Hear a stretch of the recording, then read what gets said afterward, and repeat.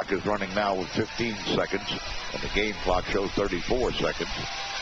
So this ball game, to all intent and purposes, is over. And now Ralph goes up underneath at center, asks for it and receives the ball, and touches the knee to the ground. And now this game is over, and you can, my friend, wrap this one in maroon and white. Mississippi State knocks off the Georgia Bulldogs 24-12 before a sellout crowd here at Davis-Wade Stadium, Scottsdale. Mississippi State 24, the Georgia Bulldogs 3 is our final score. They got a fourth down to the 25. They're on the far side hash mark. And Chaz Henry, who is a veteran kicker, but not in the place kicking department. He has been their punter, but he's been forced to be the place kicker. He'll try a 42-yard field goal. 42-yard field goal up coming from Henry, and his kick is away, and he is no good. No good. 4 seconds left in this ball game. No good. Henry misses his second field goal of the night, kicking it off to the right. And you can wrap this one in maroon and white, my friends. Mississippi State has upset the Florida Gators 10-7 with 4 seconds left on the clock as Henry misses a 42-yard field goal off to the right. There's bedlam at the Mississippi State bench area. Celebrations have already started. Gator fans are heading for the exits. Bulldogs are going to win the football game 10-7. They're going to take a knee when they send their offensive unit out. And this one is going to be forever remembered in the everlasting annals of Mississippi State football. A 10-7 win over the Florida Gators here on Florida Field, where they have not won since 1965. Try to run out this clock at will unless Kentucky calls a timeout. Clock continues to run, so evidently the Wildcats are not going to call a timeout. And as that clock ticks down, both ball clubs exchanging handshakes and pats on the back. And you can wrap this one, my friend, in maroon and white, as Mississippi State has defeated Kentucky 24-17, and the home team prevails in a series over which the last 4 ball games have been played has been won by the visiting team in all 4 of those ball games. But tonight, the Bulldogs staved off a late Kentucky rally and spent the night doing exactly that to the pleasure of some 54,000 fans and pick up the victory over the Kentucky Wildcats 24-17. The third down and 10 at the 15, and Ralph wants to throw, and he looks and nothing there. He takes off. He's going to run, and he runs it down to the 7-yard line. Well, he's on the 7, and he's going to be shy of the first down. Here comes the field goal unit. Now the clock is ticking down.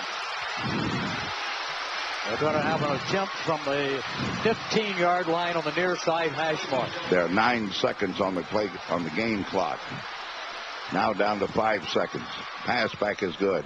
Kick by defense. Oh, good. This ball game is tied up with 3 zeros on the clock. We're going to play overtime here at Davis-Wade on the final regular season home game of the year. Bulldogs have tied it up. They took the 23-yard line. So it's 4th and about 24. Possession play faces Ole Miss with 1 minute and 8 seconds left. They're trailing 31-23 with no timeouts with which to work.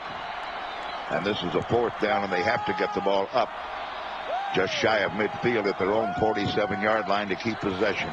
Bulldogs with the blitz on, and again they flush Mazzulli out of the pocket, and he is in trouble, and he is going to be ridden down all the way back to the 23-yard line. Well, he fought his way back towards the line of scrimmage, but Mississippi State did a great job of not letting him escape. And with 59 seconds, they will have the football, and it looks like they will have a victory as they will try to run out the clock. And Mississippi State looks like 8. Win number 8 is going to be in the book when this evening is over. Right now, Mississippi State's offensive unit talking on the sideline, coming to the ball. Ole Miss will send their defensive unit out. To all intent and purposes, this ball game is over. Bulldogs simply have to run out the clock, take the knee a couple of times. Ole Miss has no timeouts with which to stop the clock. So the Bulldogs will just snap it to Ralph up underneath at center, and he's going to take the knee. And you can start counting the downs. And he'll have to do it again a second time because of time on the clock. Football is a 60-minute game unless you go into overtime. And the 60 minutes have not expired as yet. There are still some 40 seconds remaining. So the Bulldogs will take the knee one more time, and then we will proceed to wrap this one in maroon and white. Clock down to 29 seconds and running. This will be the final play of the battle for the Golden Egg, and the Bulldogs will retain possession with a win at Bart Hemingway Stadium. They're going to come racing out on the football field. Ole Miss will exit toward the sidelines, and the final seconds will be ticked off. And the famous maroon band across the way is serenading what's left of this crowd. Many of them have been leaving throughout the fourth quarter, and we're down to 2 seconds and 1 second, and now we can officially wrap this one in maroon and white. Mississippi State 31, Ole Miss 23 is our final score for the Mississippi State senior. State won't give up the football, and you know they're just going to run the clock out, as you mentioned, and they're going to have a very, very satisfying end of the ball game. It's going to be quite a celebration by the Mississippi State bunch. Cowbells have been ringing throughout the day and continue to do so. They're dancing in the streets in Starkville, not to mention Clarksdale and Biloxi and Vicksburg and some of the other cities. Just an outstanding effort. Just after a first quarter that was anybody's ball game, the Bulldogs have dominated the final 3 quarters of this one. Russell hands it off again, and the plunge is straight ahead, and it's going to result in a gain of about 4 or 5 yards, and that should be the last play of the ball game. It's going to be. That's it. There's not going to be another play run. You can wrap this one, my friend, in maroon and white. Mississippi State has demolished the Michigan Wolverines by a score of 52-14 here this afternoon. Lines in the left of the basket. Mississippi State will man the inbounds play. And Tennessee gets it down low, and they slam it in the goal as they get it to Harris. He was the big run. So the Bulldogs come back down the floor, and D-Boss spins in the lane. The ball slammed in the goal by Wendell Lewis. And Mississippi State should be up by a point. They are up by a point at 70-69. And I think a foul was called on the play, which means that Wendell Lewis will be shooting a free throw. Bulldogs got it to Wendell. You talk about aggressive. He almost tore the rim off. He hit that rim with both hands, slammed it in the goal. Tennessee's leading 70-69 on a give to Wendell Lewis. He'll be on the free throw line. Boy, you'd love to see him make this because then it's a 1-point ball game if he doesn't. And Tennessee, 3.4 seconds can be an eternity if you're trying to protect a lead of 1 or 2 points late in a basketball game.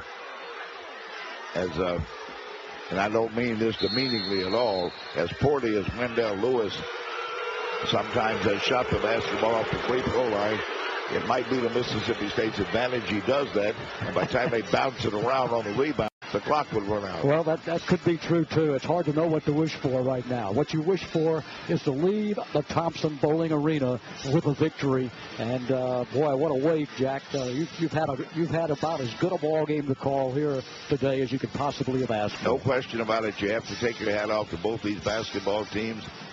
Playing very highly intensely. They played with great energy and great effort. And it's been every possession. It hasn't been in spurts or in runs.